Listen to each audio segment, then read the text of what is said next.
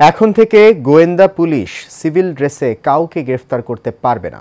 অবশ্যই জ্যাকেট পরিধান ও ID card প্রদর্শন করতে হবে বলে জানিয়েছেন স্বরাষ্ট্র উপদেষ্টা লেফটেন্যান্ট জেনারেল অবসরপ্রাপ্ত জাহাঙ্গীর আলম চৌধুরী।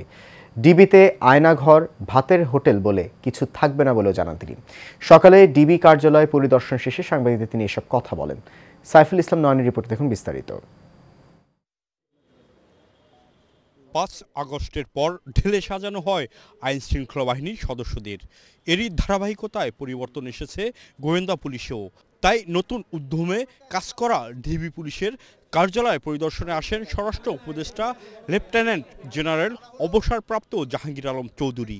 আইন শৃঙ্খলা রক্ষাকারী বাহিনী, তখন এখানে তো অশৃঙ্খল কোনো কাজ তো এলাও করা যাবে না।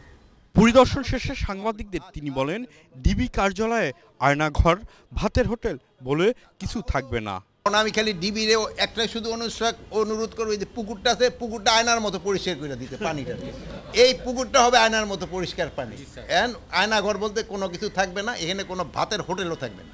বর্তমানে আইন শৃঙ্খলা পরিস্থিতি বেশ সন্তোষজনক উল্লেখ করে তিনি বলেন, সিভিল ড্রেসে কাউকে গ্রেপ্তার করতে পারবে না ডিবি।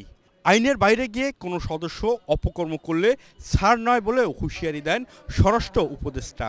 ডিবিদের ক্ষেত্রে এইও বলা হয়েছে যে এরা সিভিল ড্রেসে কাউরে অ্যারেস্টও করবে না, তাদের জ্যাকেট অবশ্যই পরিধান করতে হবে, তাদের আইডি কার্ড শো করতে হবে। তা আপনার আইনের বাইরে তারা কোনো কাজ করে, আমি বলছি যে আইনের বাইরে যদি আমিও কোনো আদেশ করি তারা যেন করে না। যারা লিবিয়াতে গিয়ে আটকা পড়েছেন তাদের ফিরিয়ে আনতে সরকার আগ্রহী উল্লেখ করে তিনি বলেন, এজন্য আমাদের সুনির্দিষ্ট তথ্য দরকার। এরাই কিন্তু আমাদের একটা বড় সম্পদ। এখন ক্ষেত্রে যতটা আমাদের পক্ষে করা সম্ভব আমরা অবশ্যই করব, বাট আমাদের কিছু কিছু ক্ষেত্রে স্পেসিফিক ইনফরমেশন দরকার। আপনারা যদি দয়া করে যদি আমাদের ইনফরমেশনটা দেন, আমরা অবশ্যই ব্যবস্থা নিব। সাইফুল ইসলাম নয়ন, এশিয়ান টেলিভিশন, ঢাকা।